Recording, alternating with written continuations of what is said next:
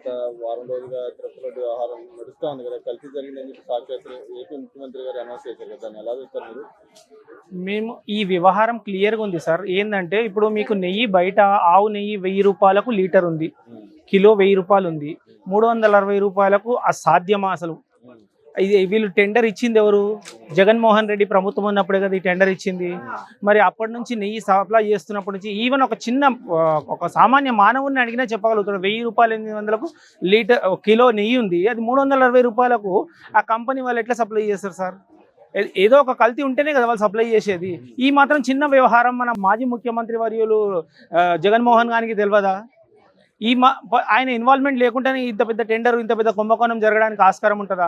లేదు, వీళ్ళు 350 రూపాయలకు టెండర్ ఇచ్చినామని చెప్పేసి 1000 రూపాయల చొప్పున డబ్బులు ఏమైనా వసూలు చేసి అదే పెద్ద కుంభకోణం ఉందా?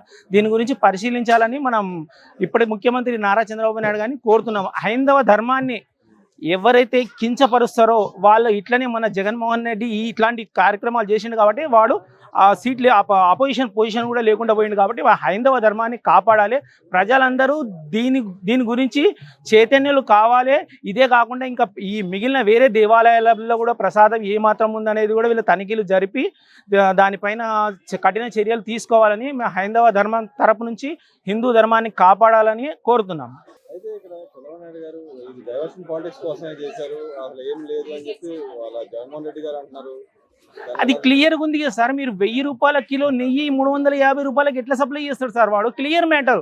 వేరే అవసరం లేదు. మీకు గోవు మాంసం నెయ్యి తప్ప వేరే నెయ్యి మీకు 1000 రూపాయలు 350కి ఎట్లా సప్లై అవుతుంది? అట్లీస్ట్ మీరు బల్క్లో ఉంటారు కాబట్టి 700 రూపీస్ లీటర్ వస్తుంది. 350కి ఎట్లా సప్లై అవుతుంది సార్?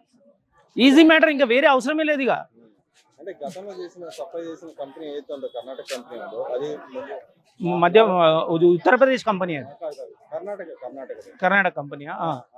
ముందు సప్లై చేసింది. గత 50 ఏళ్ళుగా వాళ్ళు సప్లై చేస్తున్నారు. వాళ్ళు మినిమం లెవెల్లో 500 లోపల ఎంతో ఇచ్చారు.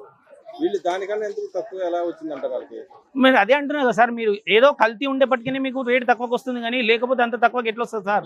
ఈజీ మ్యాటర్ అది. మీరు వేరే ఎంక్వైరీ చేయాల్సిన పని లేదు. వీడు ఆవు నెయ్యి అని చెప్పి సప్లై చేసిన వ్యక్తులు ఎవరైనా ఆ కంపెనీ పైన కూడా చర్యలు తీసుకోవాలి సార్. దేవాలయాలకు ఇట్లాంటి నెయ్యిని సప్లై చేసిన కంపెనీ పైన సీజ్ చేయాలి.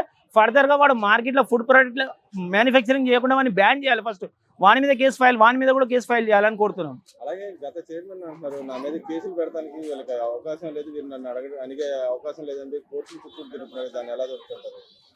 అది మీరు ఏ తప్పు చేయలేదు, క్లియర్గా చెప్పండి. మన 350కి ఎట్లా సప్లై అయిందో నెయ్యి?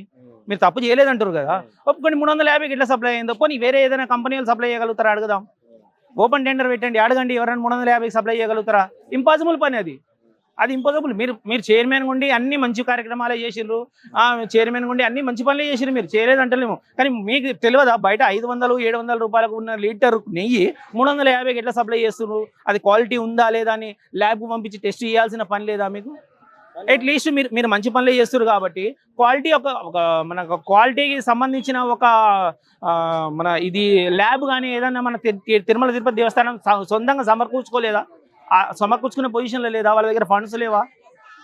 కానీ వాళ్ళు అంటే ఏంటంటే మా దగ్గర మేము చేసినప్పుడు బాగానే ఉంది అంటున్నారు కదా. బాగానే ఉందండి. ఇప్పుడు ప్రాబ్లం ఏడొచ్చింది సార్? నెయ్యి టెస్ట్ చేయడం వల్లనే వచ్చింది కదా. నెయ్యి టెస్ట్ చేయకపోతే అది కంటిన్యూ మంచిగానే ఉంటుండే. మరి నెయ్యి టెస్ట్ చేపి ల్యాబ్కి పంపించి టెస్ట్ చేయడం వల్లనే ఇది ఆవు నెయ్యి వల్ల కల్తీ జరిగిందని తెలుస్తుంది. నెయ్యి టెస్ట్ పంపించకపోతే తెలియనే తెలియదు కదా సార్. ఇంకా కూడా నడుస్తూనే ఉంటుంది కదా. వీళ్ళు అంటున్నారు ఏదైతే హిందూ ధర్మాన్ని భ్రష్టు పట్టించడానికి చంద్రబాబు నాయుడు చేశాడు, ఆయన అసలు హిందువే కాదని చెప్పి అంటున్నాడు కదా. ఇక మీరు ఇది నవ్వుకోవాల్సిన, హిందువులందరూ నవ్వుకోవాల్సిన విషయము. ఒక జగన్మోహన్ రెడ్డి లాంటి వ్యక్తి, చర్చికి వెళ్ళే వ్యక్తి, బొట్టు పెడితే తుడుచుకుని, టెంపుల్కి వచ్చి బొట్టు పెట్టగానే తుడుచుకునే వ్యక్తి ఇవాళ ధర్మాన్ని గురించి మాట్లాడడం అంటే చాలా హాస్యాస్పదంగా ఉంది.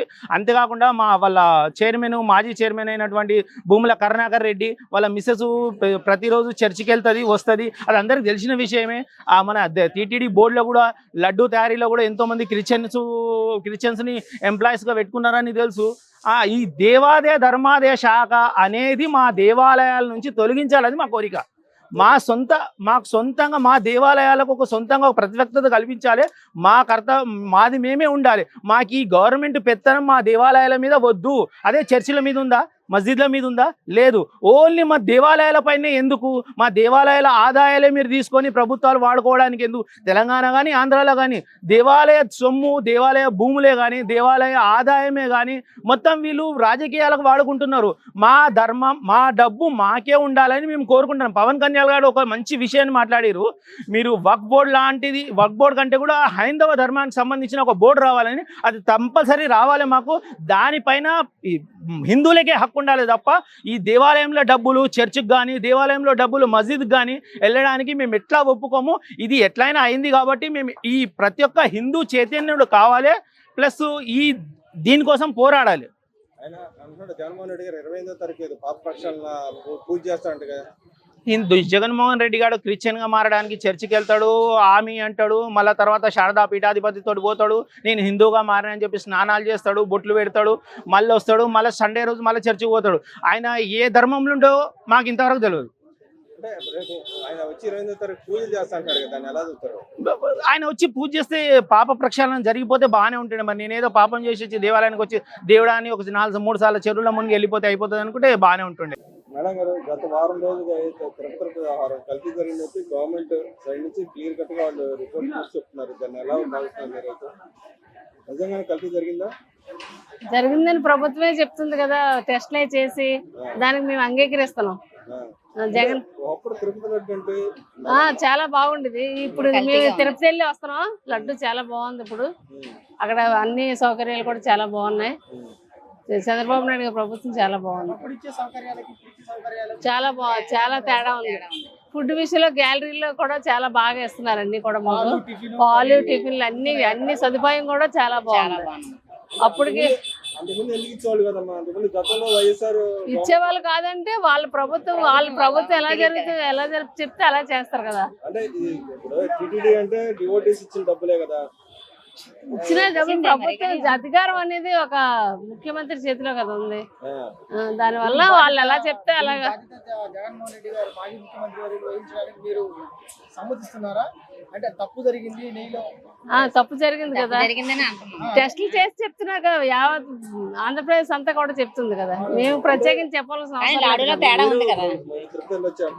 లడ్డు తీసుకున్నారు కదా, అంత ముందుకు ఇప్పుడు తేడా బాగుంది. లడ్డు ఫ్రెష్ గా ఉంది, అప్పుడు ఆరిపోయి ఉండేది, ఇప్పుడు ఫ్రెష్ గా బాగుంది.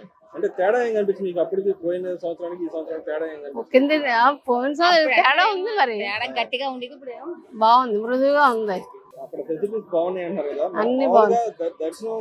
దర్శనంలో మీకు లోటుపాట్లు అని కనిపించింది? ఏ లోటుపాట్లు అన్ని బాగున్నాయి, అన్ని బాగున్నాయి.